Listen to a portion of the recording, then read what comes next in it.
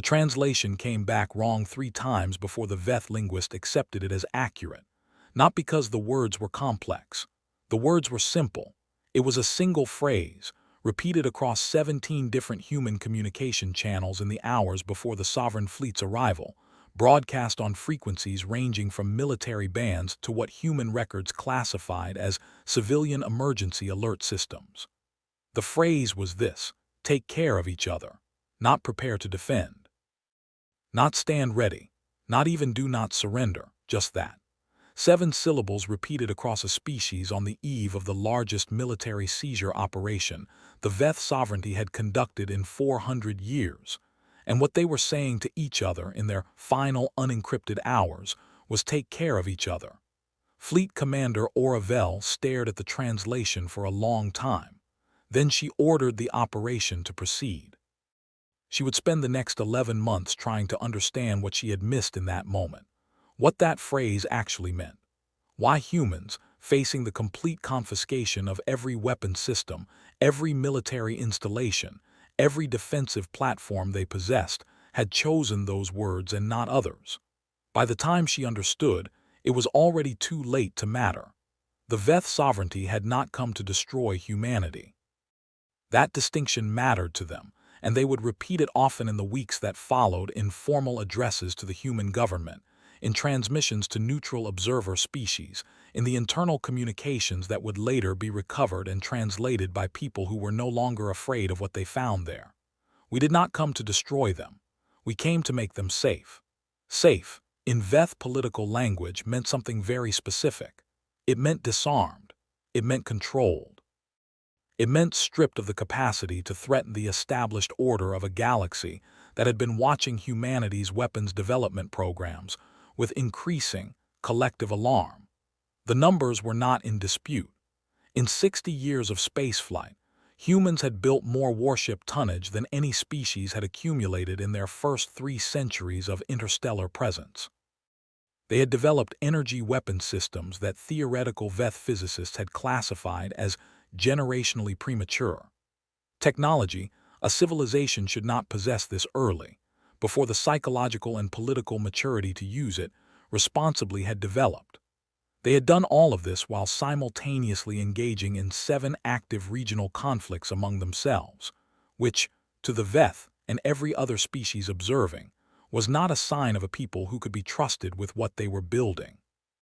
Fleet Commander Oravel had made the case to the Sovereignty Council herself. They are not evil, she had argued. They are young, and they are building things they do not yet understand how to restrain themselves from using. The kindest thing we can do, the only safe thing, is to take those things away before the inevitable happens. The Council had agreed. 47 ships, the largest peacetime seizure fleet ever assembled. Enough force to make resistance functionally impossible, humane enough to make it unnecessary. What Oravel had not understood, what none of them had understood, was that they had already made their first catastrophic error before a single Veth soldier set foot on a human installation. They had assumed humanity's weapons were in the weapons. The first installation they seized was the Kepler Station Orbital Defense Platform, 300,000 kilometers above Earth's northern hemisphere. The operation was textbook. Veth boarding teams moved with practiced efficiency through corridors that were, by that point, completely abandoned. The human crew had complied with the pre-arrival evacuation order without incident, filing out in orderly groups with their personal effects, most of them quiet, some of them crying, none of them resisting. Senior Acquisitions Officer Dren Ka had expected defiance. He'd been trained for it. He found, instead, an empty station and a handwritten note taped to the main operations console. He photographed it before touching anything. Protocol. The translation came back within the hour. The coffee machine on Deck 4 runs hot. The filter needs replacing every 3 days or it tastes like metal. We left enough supplies for 6 weeks. The stars are beautiful from the observation port on the east side around 300 station time. We hope whoever is here next gets to see them. Dren Ka read this 4 times. Then he sent it to Oravel with no additional commentary, because he did not have any commentary to add. She forwarded it to the Fleet Xenopsychology team. Their response took 2 days.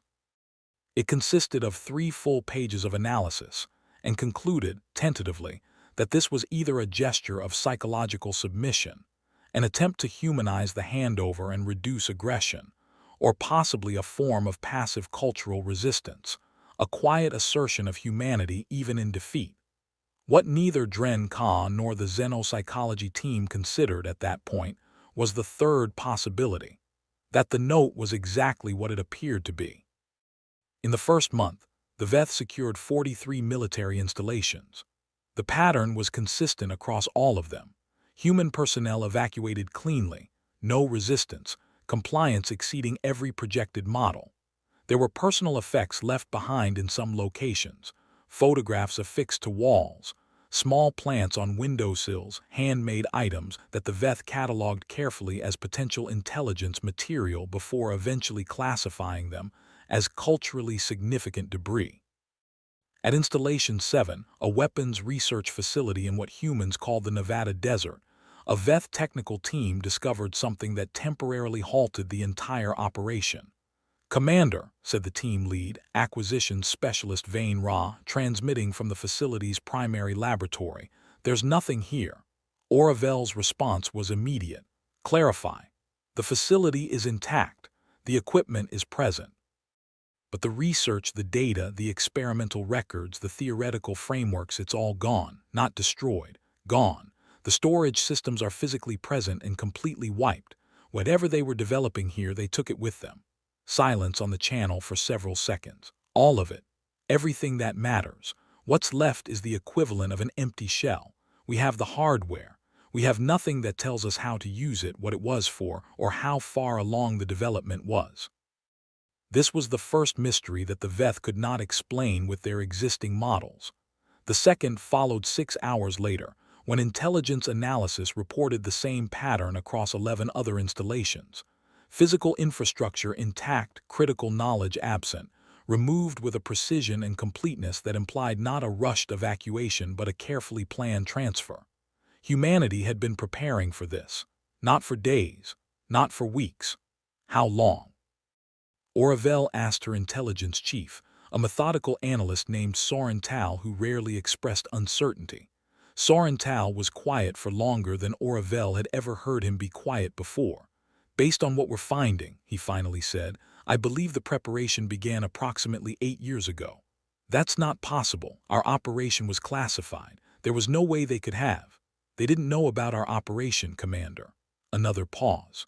"They were preparing for someone's operation. They just didn't know yet whose." Oravel sat with that for a long moment.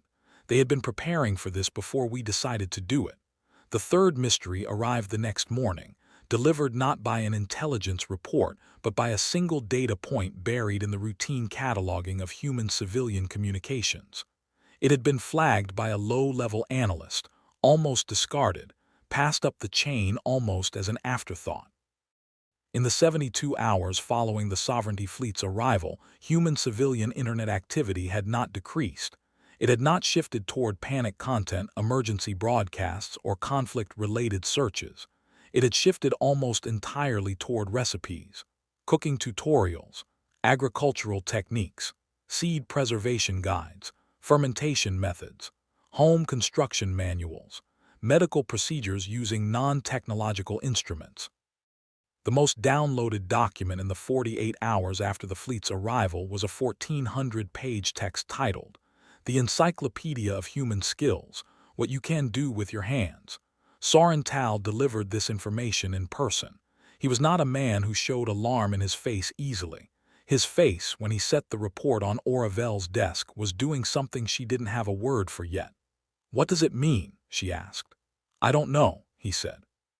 "But I know what it means when a species starts systematically downloading the knowledge required to rebuild civilization without technology." He set another report beside the first one.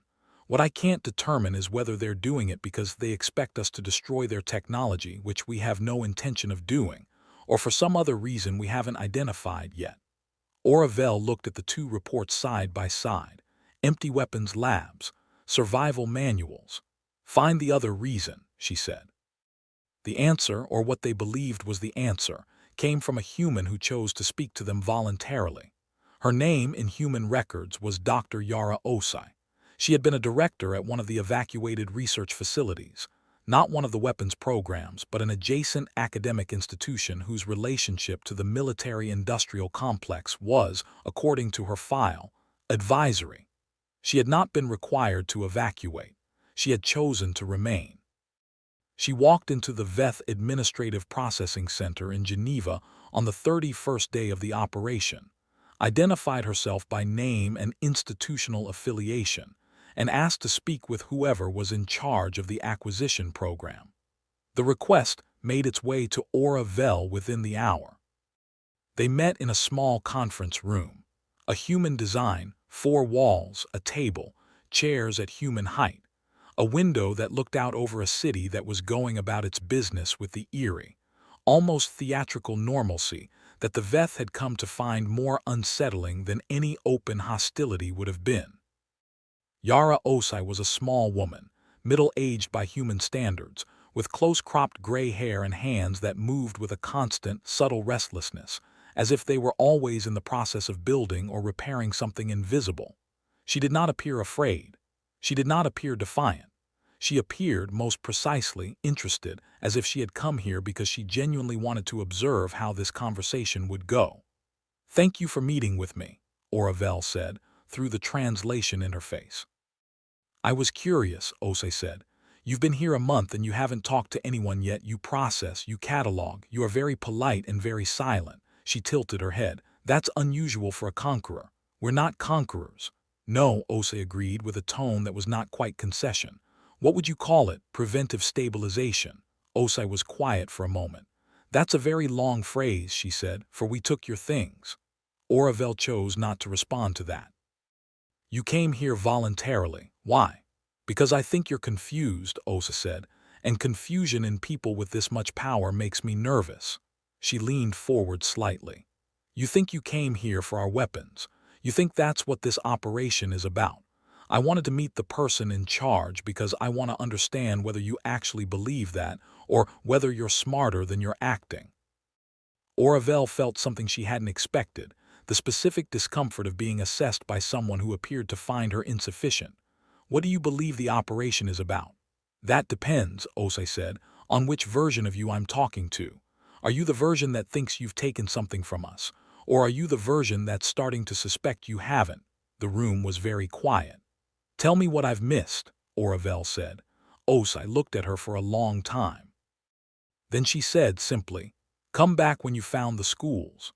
She stood, thanked Oravel for her time with apparent sincerity, and walked out of the building into the Geneva afternoon. The VETH surveillance team tracking her reported that she stopped at a street vendor, purchased something described as a bread product with vegetables, and spent 20 minutes sitting on a bench watching pigeons. She did not appear to be in distress. Oravel returned to her ship and ordered every educational institution on Earth catalogued immediately, every curriculum document retrieved, every academic record for the past 15 years analyzed. It took Soren Tal's team 3 weeks to find it. By then, they had already made their second catastrophic error, and the third was already underway. The schools were not hiding weapons. What they were hiding was considerably harder to confiscate. For 14 years, and here was the timestamp that made Soren Tal's team go very quiet, because 14 years ago the sovereignty hadn't even begun preliminary discussions about the human problem, which meant humanity had anticipated a threat they couldn't have known existed yet. The human educational curriculum had been systematically restructured, not militarized, deepened. Physics programs that had previously required university-level study were now standard secondary education in 31 countries. Medical training that had previously taken a decade was being compressed and distributed in modular formats accessible to anyone with a basic communications device. Engineering, chemistry, materials science, xenobiology, theoretical mathematics, all of it pushed earlier, pushed broader, distributed more widely, made less dependent on specialized institutional access. The VETH had seized humanity's weapons platforms. They had seized the research facilities. They had seized the warships and the orbital defense networks and the weapons laboratories and the military command infrastructure. They had left behind a civilization in which, in the past 14 years, the number of humans with sufficient scientific literacy to begin rebuilding weapons-grade technology had increased by a factor of 17. They didn't hide the knowledge in the computers, Sorental said. He looked, for the first time Oravel could recall, genuinely shaken. They hid it in the people. Oravel stared at the analysis on her screen. Population distribution maps, education statistics, skill diffusion indices. A species that had spent 14 years quietly ensuring that what it knew could not be taken away because it no longer lived in buildings or servers or classified programs. It lived in 4 billion human minds. Can we? She started. No, Sorental said before she'd finished the question. We cannot confiscate a curriculum. We cannot seize an idea that's already distributed across billions of individuals. We would have to, he stopped. Say it. We would have to eliminate the people, and we are not going to do that. He said it flatly, not as a moral argument but as a statement of operational fact, which means everything we came here to accomplish was accomplished, Oravel said quietly, 14 years before we arrived. The room held that for a moment. They didn't just prepare for someone coming to take their weapons, she said. They prepared for someone taking their weapons and not being able to stop them from eventually rebuilding. Yes, and the weapons programs they let us take were the ones they had finished learning from, Sorental said. The ones where the knowledge had already been transferred. The research facilities weren't stripped because they were hiding active programs. They were stripped because the programs were complete. The work was done. They didn't need the facilities anymore. She stood and walked to the window of her command ship, looking out at a planet that was, by every visible metric, quietly going about its day. How long? She asked. If they started rebuilding tomorrow, how long before they're back to parity? Sorental pulled up a model he had clearly already built because he had known she would ask. The timeline populated itself on the display. She had expected decades. The model said 8 years. Potentially less, given the efficiency gains from distributed knowledge versus institutional programs. 8 years. And then humanity would be exactly where it had been, minus the vulnerability window that the sovereignty had just provided.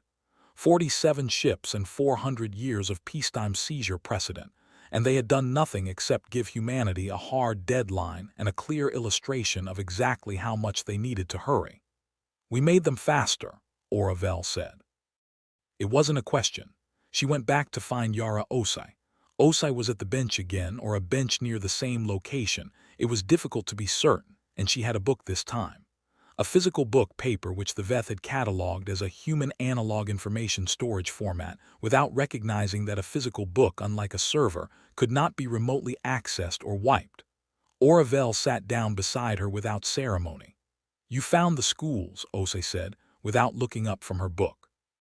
I found the schools, and I want to understand why, Oravel said, not how. I understand how. I want to understand the decision. 14 years ago, when your people couldn't have known we were coming, why did you start? Osei closed the book, looked at the pigeons. We didn't know you were coming, you're right about that, but we knew someone would. She was quiet for a moment. We've been a spacefaring species for 60 years. We had in that time developed enough weapons capability to make ourselves visible and dangerous to every established power in this region of the galaxy. We knew how that story ends. We've told that story to ourselves about ourselves throughout our entire history. She glanced at Oravel sideways. You weren't the first empire to show up at the border of a smaller civilization with overwhelming force and good intentions. We intended. I know what you intended. Osai's voice was neither harsh nor soft. So did they, every time. She looked back at the pigeons. The question we asked ourselves 14 years ago wasn't how do we stop them, it was how do we survive them and still be ourselves afterward, because you can survive having your weapons taken. You cannot survive having your ability to think taken. That's the one thing no one can take from you, as long as you've put it in enough places. Oravel sat with that for a long time. You're not angry, she said finally. It surprised her still. Across 6 weeks of operations, across 43 installations, across hundreds of human interactions, The absence of sustained rage was the thing that had consistently confused the Veth more than anything tactical. There had been tears, yes. There had been grief. Individual acts of protest, quiet and deliberate. But not the hot, consuming fury that the Veth strategic models had predicted, that their military planners had prepared for, that their peacekeeping protocols had been designed to absorb. "Oh, we're angry," Osei said. There was something in the way she said it that made the back of Oravel's neck prickle. "You should not confuse calm with not angry. Then why?" "Because anger spends you," Osei said simply. "And we couldn't afford to be spent. We had work to do." Oravel looked at the city.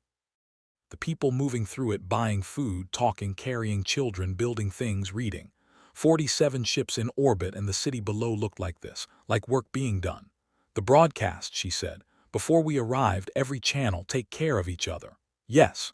What did it mean? Osa smiled at the pigeons. Not a happy smile, the kind of smile that has traveled a long distance to arrive on a face. Exactly what it said. We were telling each other what the mission was. Not fight, not resist. Not surrender. She paused. Take care of each other, keep the knowledge in the people, keep the people alive and together and building, keep doing what we were doing because everything else can be replaced. She turned to look at Oravel directly for the first time in the conversation, and her eyes held something that was not hatred and was not forgiveness and was not surrender. It was something much harder to categorize. "You took the weapons," she said. "You left the weapon makers. You took the research facilities. You left the researchers. You took the warships. You left the people who built them." A beat. "What exactly did you think you'd accomplished?" The question hung in the Geneva air. Oravel did not answer it. She had run out of answers that felt adequate. The next 7 months were the worst of her career, and they did not involve a single act of violence. The Veth sovereignty had annexed, seized, or disarmed dozens of species in its 400-year history. The standard model ran smoothly. You took the weapons capability. The species either adapted to civilian development, which was the intended outcome, or they rebuilt slowly enough that by the time they reached parity again the political relationship had changed. They had grown into the order, found their place in it, lost the disruptive edge that had made them a threat. Time plus disarmament plus managed economic integration equaled stability. The model had a success rate the sovereignty was proud of. It did not work on humans, not because humans resisted, because humans worked. In the first 60 days after the seizure operation completed, the Veth monitoring network detected 11 new privately funded technology consortiums registered in what humans called international waters, maritime territory that fell into jurisdictional gray areas in the cease and desist frameworks the sovereignty had established. Not weapons programs, research programs, theoretical work. Physics, materials science, energy systems. The kind of work that was, in isolation, entirely peaceful and which, in accumulation, was a foundation. They closed the loopholes. Humans found different gray areas. They closed those. Humans worked with the constraints, found the edges of them, built right up to the line with an exactitude that made Soren Tal pull his reports and run the compliance numbers 3 times because he was certain his team was missing violations. They were not missing violations. Humans were not violating the frameworks. They were building as fast as possible inside them. "They're not fighting the structure," Soren Tal told her. "They're treating it as an engineering problem." "They're treating us as an engineering problem," Oravel corrected. "Yes," he said. "I thought you should know current modeling puts time to functional parity at 6 years, 3 months. We adjusted down from 8. She stared at him. "We've been here 7 months." "I know." They've cut almost 2 years off the timeline in 7 months. More efficiently distributed knowledge base than we projected. Also, he hesitated, which he never did. We may have accelerated the timeline ourselves. How? By being here. He pulled up a data map of human collaborative networks. The density of the connections, the volume of information moving through them. Before we arrived, human scientific collaboration was limited by the usual institutional barriers, funding silos, national competition, academic rivalry. He looked at the map. We removed the competitive incentive structure. We unified them. Every human on Earth now understands that the technological gap needs to close, not because their government told them to, not because there's profit in it, because they all personally experience what it costs to be behind. He looked at her. We gave them a shared loss, and a shared loss in humans appears to function as, don't say it, fuel, he said. She turned back to the window. Below, far below, a planet went about its work. What do we do? She asked, not rhetorically, genuinely. Soren Tal was quiet for a long time, the longest silence she had ever heard from him. I don't know, he said. I don't think we do anything. I think we made a decision a year ago that cannot be unmade, and we have to live in the consequences of it. A pause. We came here to make them less dangerous. I believe we have made them more dangerous, more focused, more unified, and substantially more motivated. And we did it without firing a weapon or harming a person, which means they don't even have the grief of violence to process. They have only the clarity of a problem. He gathered his reports. Humans, Commander, are extraordinarily good at problems. He left. She stood at the window for a long time. She found Osai one final time, not at the bench, but at a university, one of the ones that the Sovereignty Monitoring Team had flagged as a site of elevated research activity. Osai was teaching, standing in front of a room of students with a piece of chalk and a board that was covered edge to edge in mathematics that Oravel's implant had to work to translate. She waited in the hallway until the class ended. Students filed out, young humans, carrying physical notebooks alongside digital devices, talking to each other with the rapid, layered intensity that human conversation usually had. The kind that Veth linguists had noted was difficult to fully parse because humans communicated on multiple channels simultaneously, tone and word and gesture each carrying separate and sometimes contradictory information. Os came out last. She saw Oravel and stopped. Looked at her with that same unclassifiable expression. How much time? Oravel asked. Osai understood the question immediately. 6 years, she said. Maybe 5 if the Meridian Collaborative lands their power system. The models say 6.5.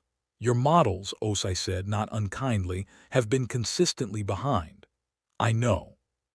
Oravel looked down the hallway at the boards visible through other classroom doors, equations and diagrams and technical drawings, the infrastructure of a species rebuilding its capability in the most durable format possible. When you're at parity, when you have everything back and more, what happens then? Osai considered the question seriously. We'll be different, she said. You did change us. Not the way you intended, but you changed us. She looked down the hall too. We won't make the same assumptions about security, about what can be taken, about what can't be, she paused. We'll be harder to threaten, not because of the weapons, because of what we understand now about what actually matters. Is that a threat? No, Osai said. It's an answer to your question. You asked what happens. That's what happens. We come back different, harder and less interested in being taken by surprise again. And more, she searched for the word. More intentional about what we choose to be. Oravel was quiet for a moment. I came here thinking I was making the galaxy safer, she said. It cost her something to say it. She could feel that cost in the saying. I know, Osai said. Most people who cause harm think that. She said it without cruelty and without comfort, just as a fact offered plainly. The ones who mean to cause it are actually less dangerous. They set limits on themselves eventually. The ones who genuinely believe they're helping, she stopped. You came here to take our weapons and leave behind a stable, disarmed, manageable civilization. You took the weapons. You left behind a civilization that now deeply understands why it cannot afford to be manageable. She tilted her head slightly. Thank you, in a sense. We needed to learn that. We just wish we hadn't needed you to teach us. She went back into her classroom. Oravel stood in the hallway for a long time, listening to the sound of chalk on a board, equations building towards something the sovereignty had set in motion and could no longer stop, had never been able to stop, had perhaps never had a chance of stopping from the moment 14 years ago when some human, some group of humans, some shared realization, had looked at the galaxy around them and understood, with the particular, undeceived clarity of a species that had survived itself, that the only weapon no one could ever take was the one distributed through 4 billion minds, across classrooms and kitchens and workshops and workbenches, written not in classified servers but in the lived competence of ordinary people who had been trusted with something extraordinary. The chalk stopped. A student asked a question. And in the silence before Osa answered, Oravel finally understood what the phrase had meant, the one broadcast across 17 frequencies on the eve of the most comprehensive military seizure in Veth history. Not a surrender, not a resistance, not even a defiance. A mission statement: take care of each other, keep the knowledge in the people, keep the people whole and working and together. Because everything else can be taken, and everything else can be rebuilt, and the only thing you cannot rebuild from scratch is the human that carries it. So carry each other, protect each other, teach each other, because the weapon isn't the ship and it isn't the warhead and it was never the orbital platform or the research facility or the classified program. It was always the person. It was always the people. The Veth Sovereignty filed its operation report 11 months after arrival. The report classified the mission as a partial success with ongoing monitoring requirements, the most careful language available for we don't fully understand what we did. Fleet Commander Oravel submitted a supplemental analysis marked for the highest classification available, restricted to the Council, and no further. The analysis contained one paragraph that the Council read 3 times before anyone spoke. We came to take humanity's arsenal. We did not understand that humanity's arsenal was humanity. Every individual, educated and interconnected and refusing, even in defeat, to stop teaching each other. We removed the hardware. The software was already in the population. We cannot remove it without removing the population, which we will not do and should not do, and which would, in any case, only prove their philosophy correct. The honest conclusion of this analysis is that we did not disarm humanity. We demonstrated to humanity, at considerable cost to our own strategic position, precisely why disarmament of this kind cannot work on a species that has already distributed itself into its own knowledge base. They were more prepared for us than we were for them, and they were more prepared for us than they could have known to be, because they had prepared not for us specifically, but for the inevitability of something like us. We have not made them less dangerous. We have given them exactly the evidence they needed to ensure they never need to fear us again.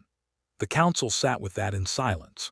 Below, on a blue planet, a woman put down her chalk and answered a student's question about energy systems, and the student wrote it down in a physical notebook, and the notebook went into a bag, and the bag went home on a bus through a city that was working, quietly and without ceasing, and no one on that bus looked afraid.